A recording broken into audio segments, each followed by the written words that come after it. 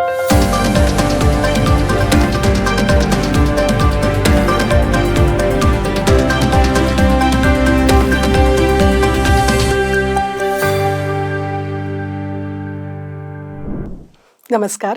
मी Vinita Hinge, English आणि मराठी भाषेची निवृत्त शिक्षिका.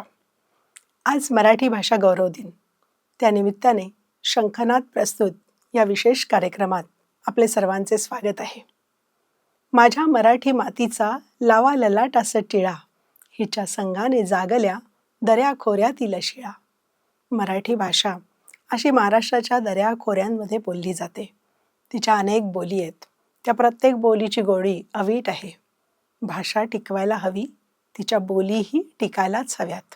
कारण भाषा मरता देशही मरतो, संस्कृतीचाही दिवा विझे. गुलाम भाषिक होऊन आपल्या प्रगतीचे शिर कापू नका, असे निक्षून सांगणाऱ्या कवी कुसुमाग्रजांचा म्हणजेच वि वा शिरवाडकरांचा जन्मदिवस 27 फेब्रुवारी. हा दिवस आपण मराठी भाषा गौरव दिन म्हणून साजरा करतो. ज्ञानपीठ पुरस्कार प्राप्त कुसुमाग्रजांचे, त्यांच्या साहित्याचे, त्यांच्या कार्याचे स्मरण आपण या निमित्ताने करत असतो. मराठी भाषेचा गौरव करतो.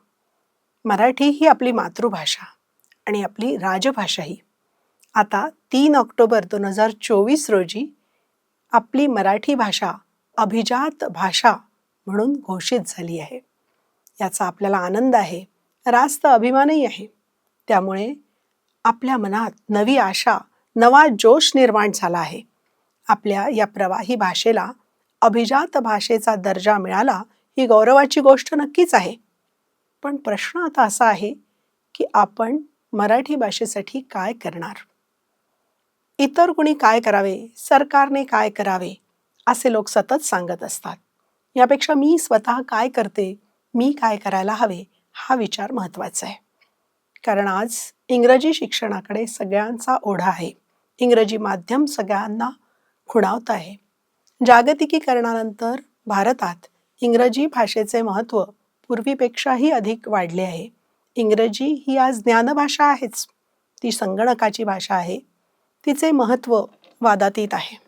इंग्रजी भाषेचे शिक्षण आवश्यक आहे यात शंका नाही. परंतु मातृभाषेतून प्राथमिक शिक्षण देणे आवश्यक आहे याबद्दलही दुमत नाही. नव्या शैक्षणिक धोरणात यासाठीच मातृभाषेतून प्राथमिक शिक्षण देण्यावर विशेष भर दिला आहे. हिंदी, इंग्रजी, भारतातील इतर भाषा आणि जगातीलही इतर भाषा जरूर शिकाव्यात. परंतु मातृभाषेला विसरू नये, तिला कमी लेखू नये, तिचा वापर आपण आवर्जून केला पाहिजे. हे सतत सांगत राहण्याची वेळ आलेली आहे. आज हे असं दिसतं का? तर नाही.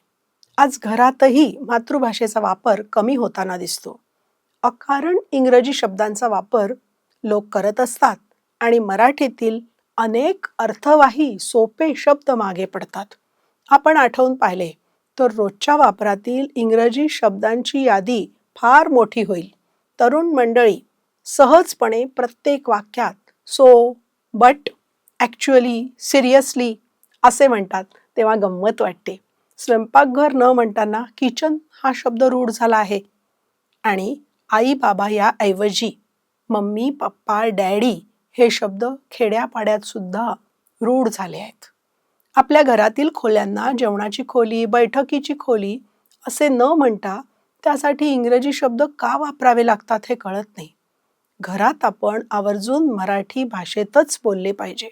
मराठीचा वापर घरात, शाळेत करायलाच हवा. शासकीय कार्यालयात तो व्हायला हवा. त्यामुळे सामान्य माणसाला सारे व्यवहार सुकर होतील. इंग्रजी उत्तम बोलता यावे हा आग्रह लोक धरतात. पण असा आग्रह धरताना मराठी देखील उत्तम बोलता आले पाहिजे असा आग्रह का नसावा? ती भाषा बोलण्याचीच राहिली नाही तर ज्ञानभाषेचा आग्रह कसा आपण धरणार?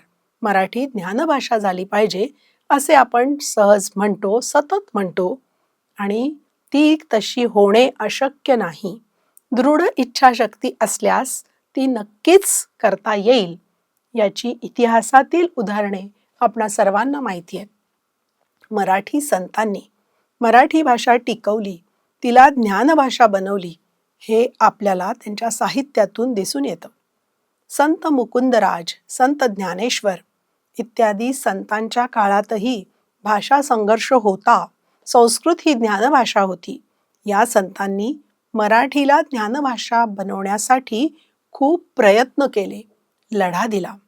अंभोरा येथील संत मुकुंदराज आपल्याला माहिती आहेत. त्यांचा विवेक सिंधू हा ग्रंथ आपल्याला माहिती आहे. या तत्वज्ञानात्मक ग्रंथात ते लिहितात, जया नाही शास्त्र प्रचिती, जया नाही शास्त्र प्रतीती, जे नेणती कर्ममुद्रेची स्थिती, तया लागी मराठीया युक्ती, केली ग्रंथरचना. लोकांना सारे ज्ञान देण्यासाठी त्यांनी मराठीतून ग्रंथ केला. मराठी ही लोकांचीच भाषा त्या काळातही होती. लोकांना समजावे म्हणून मराठी भाषेतून ज्ञान देण्याची तळमळ जशी मुकुंदराजांना होती तशीच संत ज्ञानेश्वरांनाही होती. त्यांनी अभिमानाने सांगितले, माझा मराठीचा बोलू कौतुके अमृता तेही परी पैजा जिंके. आणि ऐसी अक्षरे रसिकांसाठी मेळविन, ऐसी अक्षरे रसिके